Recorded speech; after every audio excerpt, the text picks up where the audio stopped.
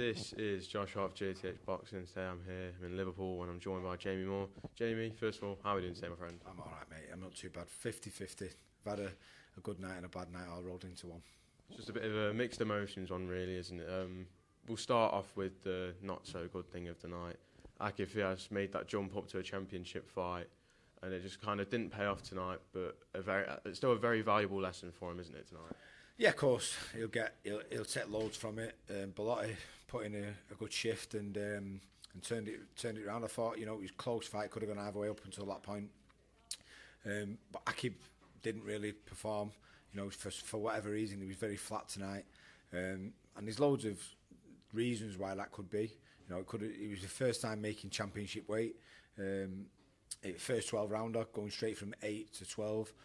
Maybe it was a lot of pressure on him.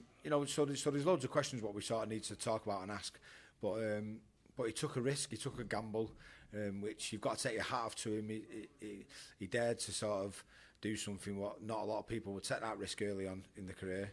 It didn't pay off, but he'll be all right. He'll be back, and I'm gutted for him because he's like family. I love him to bits like family, but I just couldn't. I wasn't willing to sit there and watch him sort of get badly sort of knocked out or stopped because there was no need to. I could see the pattern of the fight was going down rather than up, and I just had to save him. There's a little bit of controversy with the stoppage, but at the time you threw the towel in with I think it was about 5 seconds left in the round, and the ref just didn't seem to acknowledge it. He let the round play out. Obviously, I kind of knew if you threw the towel in, you're not going to let him go out for the next round. Do you wish the ref just kind of just stopped it when you threw the towel in, or? Yeah, I think he sort of thought, I threw it, he saw it, he seen it, and then the bell went, and then maybe, because he'd not actually waved it off, he thought maybe he'll want to give him a minute. And he came over to me and said that to me, and I said, listen, I understand what you're saying, but I'd made the decision at that point, and I wasn't going to change my mind. The doctor actually got into the ring and was trying to look after Akib, and the ref came over and went, what are you doing? Because he'd not actually stopped at that point. And I turned around and I said, no, that's it, he's done. Because I knew he was done. His legs was gone. The pattern of the fight was going downwards. So, and Bellotti's a tremendous puncher. He was good tonight. I was impressed with the way he fought. But I know Akib can do so much better, and he'll learn a lot from this tonight.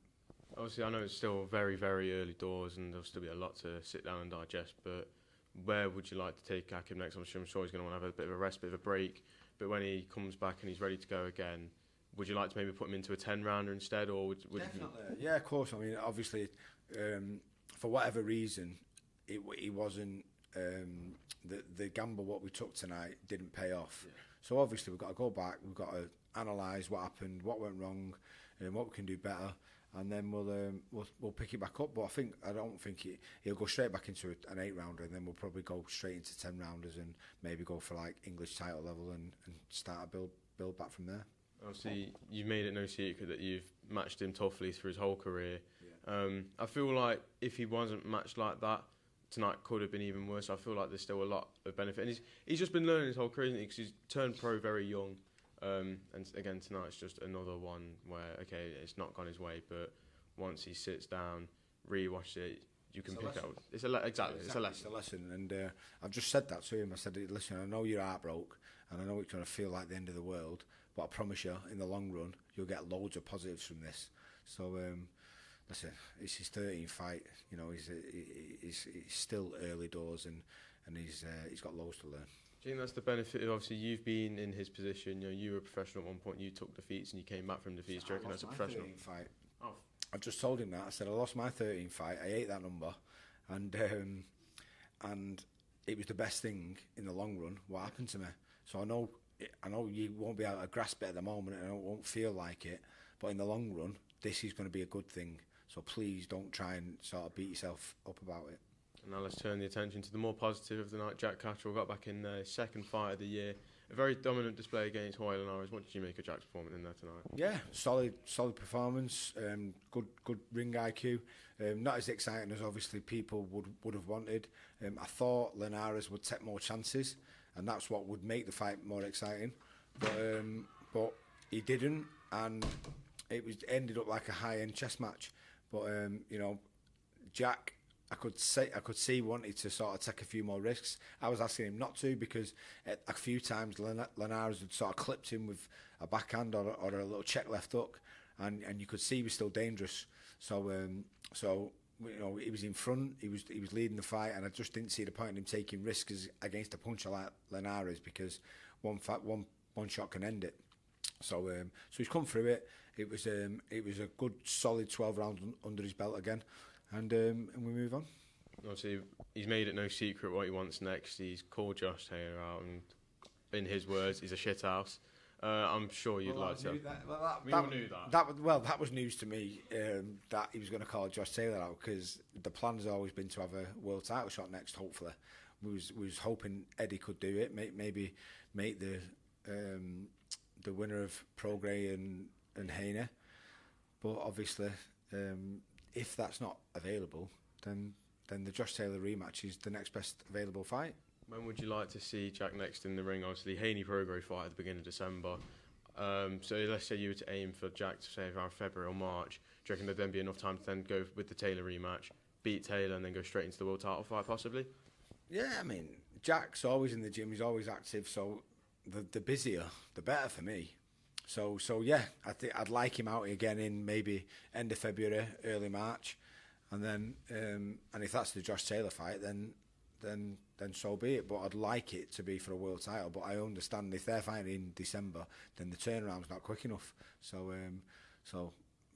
thinking about it like that, it's probably going to be Josh Taylor. And finally, I want to just quickly get your thoughts on what we've got coming up next week. We've got Fury versus Ngannou in Saudi Arabia. First of all, will you be watching the event, or is it just not your cup of tea? I don't know. Maybe I will, just out of intrigue, because we was actually in the UFC Performance Centre with Carl Frampton years ago when he boxed over there in Vegas, and Ngannou was on the body belt with his coach, and he was ripping him body shots, and he was lifting him off the floor, like about a foot off the floor. That's how strong he is, the guy. So listen, I don't think he'll get anywhere near Fury. Some of the best boxers in the world can't get anywhere near him. So I just don't see Ngannou doing it, but I'll watch it anyway, just out of the intrigue. And then Wardley Adelaide, can I quickly push you for a prediction for that fight for the British heavyweight title? That's a great fight. It really is, and it's a big sort of one of those fights where Wardley's sort of established himself at British level now, and then Adelaide is coming through now, and he's taking that step up, and the big question is he going to be able to do it? I'm really looking forward to it. There's a lot of needle there between the two as well, so I really can't pick. I mean, it all depends on how much Adelaide's got, if he steps up and if he's got it in his tank. But what a great fight it is. Jamie, I'm going to let you go now. Thank you very much for your time. I'm sure we'll speak again very soon. Thank you.